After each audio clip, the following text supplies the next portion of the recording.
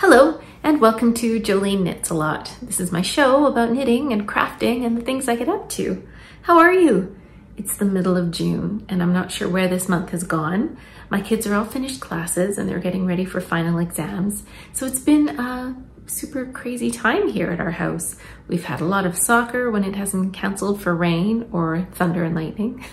Last weekend we were in Calgary, staying in Calgary for the girls to have a soccer tournament in the town of Airdrie, which is about 15 minutes away.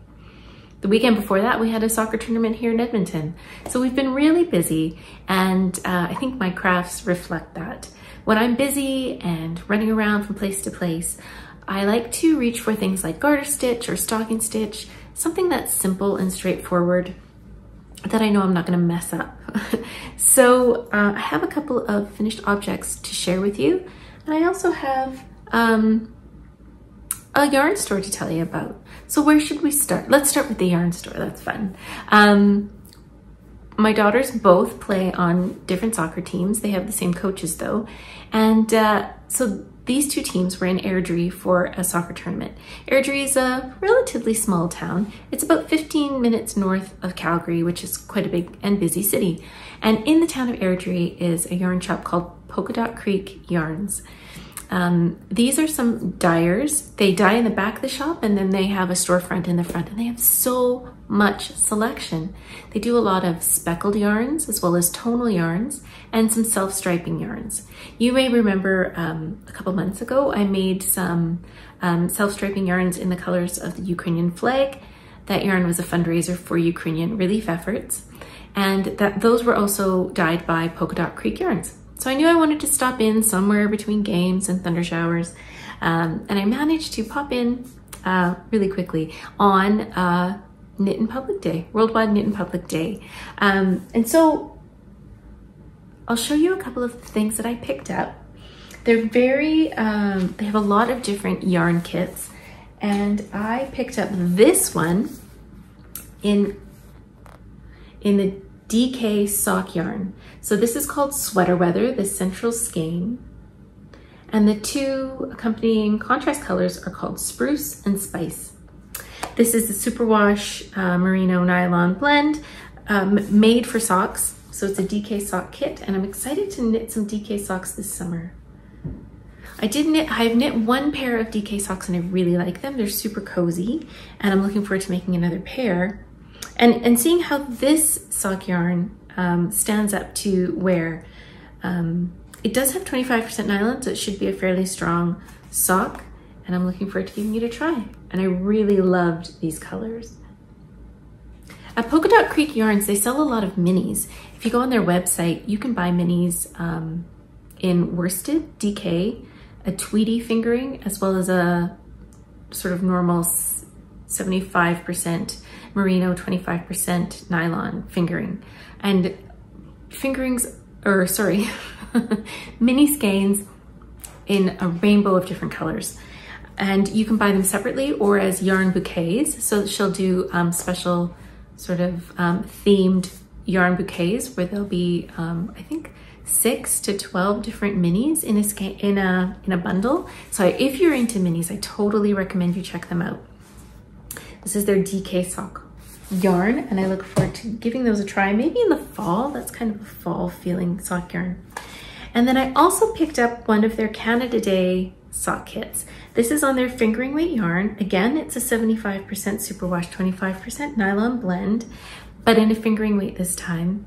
And every year at Polka Dot Creek Yarns, they do a different Canada themed colorway. So while I was in the shop, I picked up the 2020 colorway, and it's called Double Double. And if you're from Canada, you might be familiar with the term Double Double. It's a reference to a coffee chain called Tim Hortons. Tim Hortons is so Canadian. Most communities in Canada have a Tim Hortons, at least one. Even small towns, like the small town I'm from, which has a population of about 5,000 people, has a Tim Hortons. They sell donuts. They're well known for their donuts. Their bagels are quite good. They do sandwiches and soups, but a lot of people love their Tim Hortons coffee. They often have sort of specials going on or contests. And right now they have a special coffee flavor by Justin Bieber. So if you are a Bieber fan, you might know about Tim Hortons. But a very common order at Tim Hortons is double double, which means you get your coffee with 2 creams and 2 sugars. So this Canada Day colorway from a couple of years ago is called Double Double. And again, I love that the kits come with 2 contrast colors. So I could make heels and cuffs in one color and toes in another, or any combination of the above.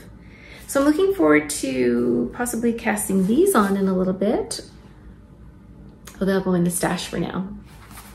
The other great thing that they had at Polka Dot Creek Yarn Company was some personalized hand washes or wool washes. And I'm always looking for something, I'm always using wool wash. That's how I wash most of my knits. And so I go through it quite quickly. Recently I got some from Ginger Snap yarns that I really liked, and I thought I'd try some flavors for some other hand dyers. So at Polka Dot Creek, they had a selection, and I got 3. This one is called Fresh Linen, and it says it has delicate notes of jasmine with a powdery soft muska base. So that is their wool wash, one tiny one. I also got the Lumberjack wool wash, which is tonka bean, jasmine, patchouli, and vanilla. And I got Polka Dot Creek wool wash signature fragrance, because how could I not? And it is cinnamon and vanilla with a hint of caramel and apple. And that sounds perfect for fall. So I had a great time at Polka Dot Creek. They were celebrating Worldwide Knit in Public Day. They had coffee and cookies for people who were coming in to shop. And if you made a purchase, you got to spin a prize wheel.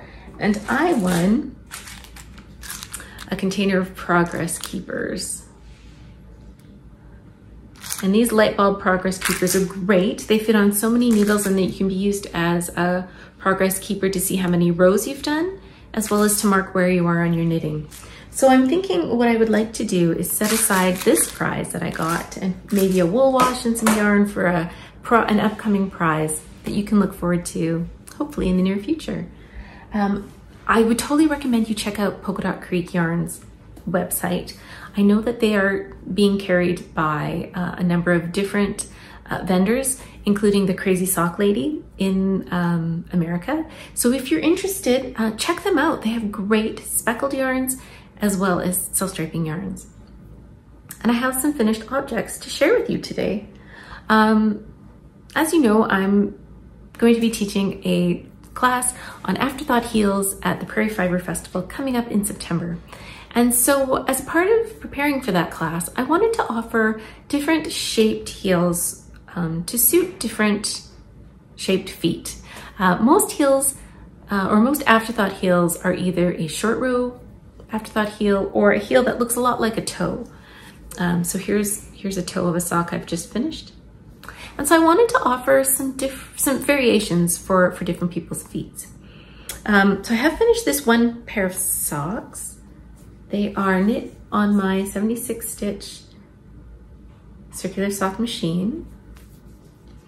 And the yarn is from Mustache Yarns. It's an R2D2 themed colorway. And the contrast is Sheepy's Metropolis in the Beirut colorway. And I used a different heel pattern that I thought I'd share in my sock class. And then if it goes well, and if people are interested, or if you're interested, let me know.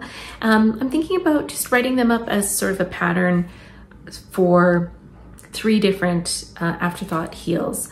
So let me know if you're interested in trying different shapes of Afterthought heels. And they work equally well as toes. So this one that I did were the round toe. And this toe, usually knit as a toe, worked as a heel, can be quite long and elongated and pointy. So to customize it a little bit more for a heel, I reduced the number of rows that this decrease is worked on, and I came out with a more rounded heel. Again, you could use this pattern equally well for a toe. And let me just show you what it looks like. So this type of heel might appeal to you if Kitchener stitch is not your thing. There's no Kitchener stitch in this heel / toe, and it is worked as a number of decreases around the sock. So again, you start off by picking up the stitches in just the same way that you would in any other Afterthought heel, and then you start decreasing in a round manner over a number of rows, which again I can provide in a pattern if you're interested. Now this one has got this rosebud closure where you simply cinch the stitches up and then pop the yarn through. So you're not doing any Kitchener stitch on this particular heel. This one I find is quite a rounded heel. If you have a look at the way that the sock works this way. So if you have a wide heel or a wide foot, this might be something that appeals to you. And that is one version of an Afterthought heel that I've been working on the last couple weeks. My husband has worn them. He has had no complaints, but he might also be smart enough not to complain about new socks. I'll ask him to wear them a few more times and then try and get some honest feedback. The next pair of socks that I did also was from a tube that I cranked on my circular sock machine. I'm finding this to be a very efficient way to test drive heels because I don't have to do all that knitting of the foot and the leg. I can just jump right to the good parts. So this heel is slightly different, and it is the swirl toe, in this case, a swirl heel. And it looks like this. It's a much deeper heel and pointier, I would say, than the last one. So if we compare the two, you can see that this one is, it's got a bit more depth to it. So if you've got a, my goodness, let's try this.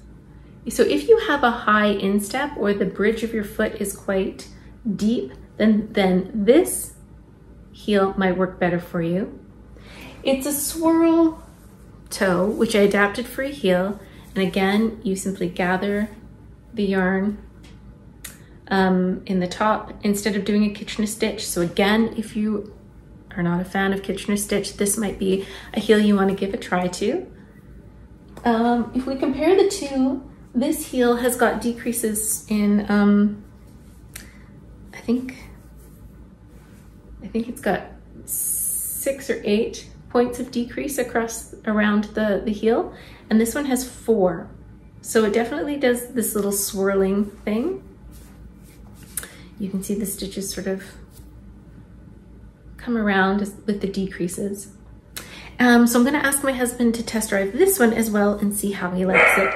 Again, this one seems to be a bit deeper than this one, which can be adjusted by adding rows before you do any heel decreases. So I've got some things on the go. I have one more sock heel that I really want to try out, and that is a star or a star of 4 points heel. That's going to be coming up on an upcoming pair of socks. I just haven't gotten around to that one yet. So if you're interested in Afterthought heels,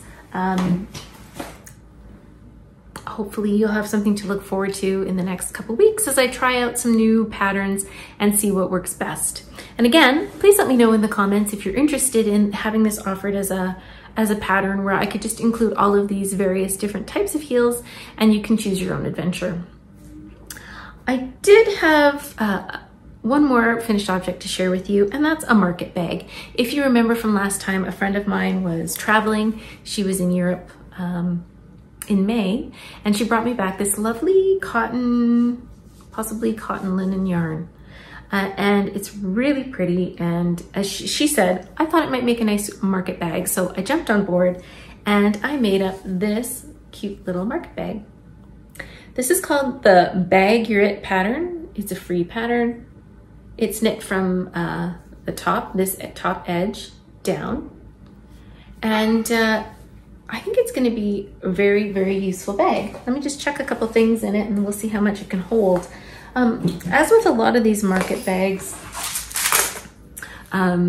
they stretch and stretch and stretch, and you can hold so much. So this is all of my purchases that I just showed you from Polka Dot Creek, and there's still tons of room in there, just tons.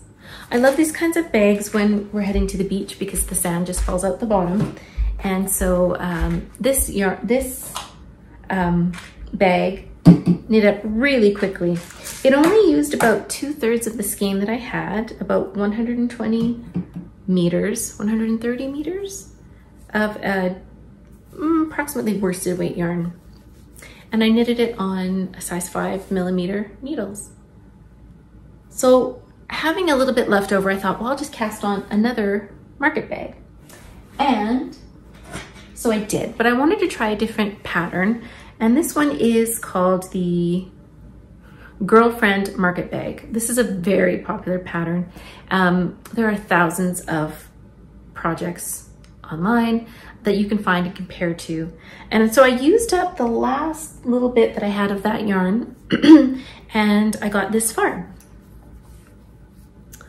So the Girlfriend Market Bag starts with a circle cast on here, and then you increase out. Again, this is a free pattern. And then at some point you start the lacy business, and you keep going, progress with the lace until you get close to the top. Now I have completed this much and I ran out of this original yarn. So I have some Knit Picks Dishy in this royal blue color, which I think will be okay. I'm just gonna switch to it and finish the bag in this.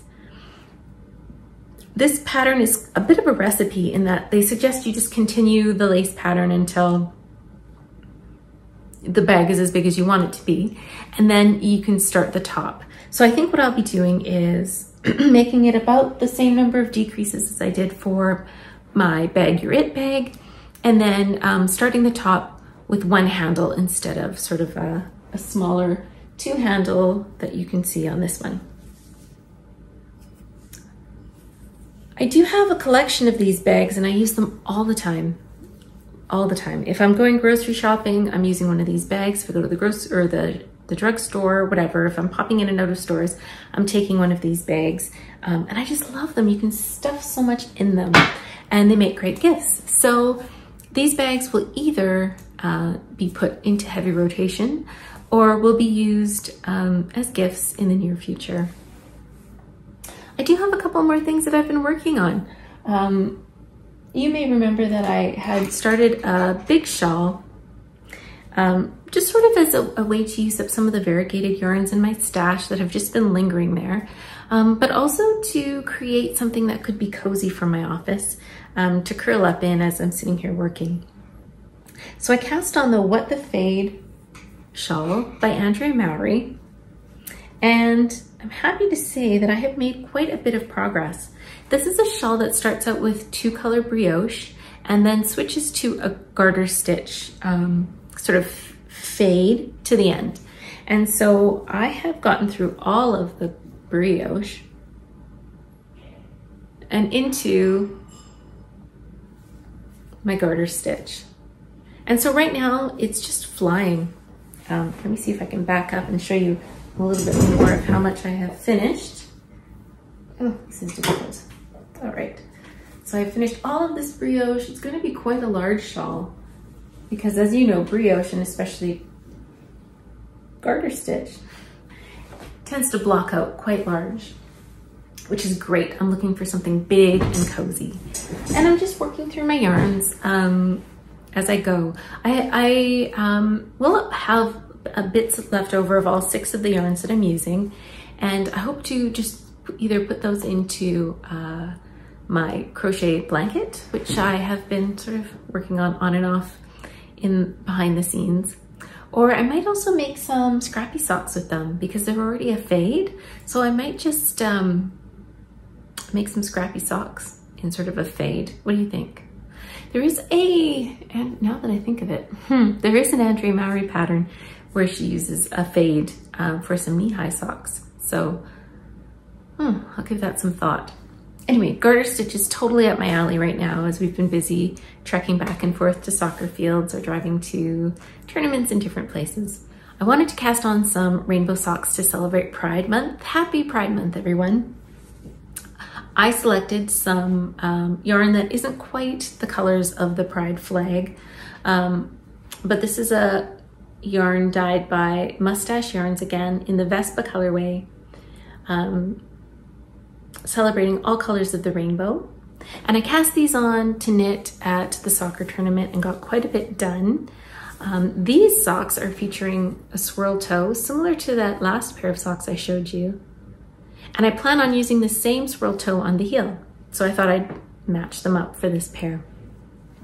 I did manage to cast on a second sock, but progress on that one has been slow. Oh my goodness, I'm so tangled up. Here we go. Here's sock number 2. But I do have great plans to finish these soon, and a friend of mine commented on the yarn. She really liked it. She would love a pair of socks in the same colorway, so once I finish these ones, I'll probably cast on another pair for her. And that is all the things I have on my needles right now. What a whirlwind. I have some sock kits to put away in the stash. I have some garter stitch and some more stocking stitch to work on. But I'm super excited because just this weekend, a new pattern that I have been waiting for has been released. It's the Ornata blouse. This is a pattern designed by Teti's Knit Garden on Instagram. I will link her here. This is a pattern I've been waiting for because it reminds me so much of Ukrainian blouses and the embroidered sleeves that you often see. And so I'm looking forward to casting that on soon. I also would like to get started on my Inclinations cowl. I picked up some yarn at the Edmonton Fiber Frolic and I'm itching to cast that on. So I have plans. I really want to get this What the Fade off the needles because I'm ready for it to be done. And I also have some little projects that I want to wrap up here quickly, like the shopping bag and the stripy socks, so that I can clear the decks for some new projects starting in July. It also occurred to me that maybe July would be a great time to knit some Christmas socks. Do you do that? Do you knit Christmas in July socks? Or maybe you knit Christmas gifts in July? Let me know. I do have some Christmassy themed yarns in the stash that I thought might be nice to bring out and knit some Christmassy socks. If I have time and space on my needles. I seem to have a flurry of things I want to get cracking on. How about you? Are you inspired right now to start crafting new things, or are you just settling into some easy breezy, sort of stress-free summer knitting? I've got plans, but whether or not my mojo holds out is another story. Today I'm wearing my Cozy Comfort Light sweater. This is a sweater designed by Jessie Made Designs. I knitted in some cotton yarn last summer, and I totally had to look up this pattern because I had completely forgotten what it was called. But it's a cute little cropped sweater, and it's great with a pair of jeans, and I'm really enjoying my summer knits right now. With an eye though to fall. Do you do this? Do you plan your fall knitting before summer has really even started? Oh, knitting. It's such a seasonal thing, but I'm really glad to have some summer knits in my wardrobe that I can wear, like this Cozy Comfort light tee in some cotton, as well as the outline tees and the outline tanks. Do you have some favorite summer knits that you like to wear? Let me know in the comment box below. But that's all I have to share with you today. I've got to go. I've got things on my mind. I've got yarn to wind and projects to finish. And I'm really glad that you could stop in today. So I hope in the next couple of weeks you have some time to get outside and enjoy the weather. Hopefully it's warm where you are.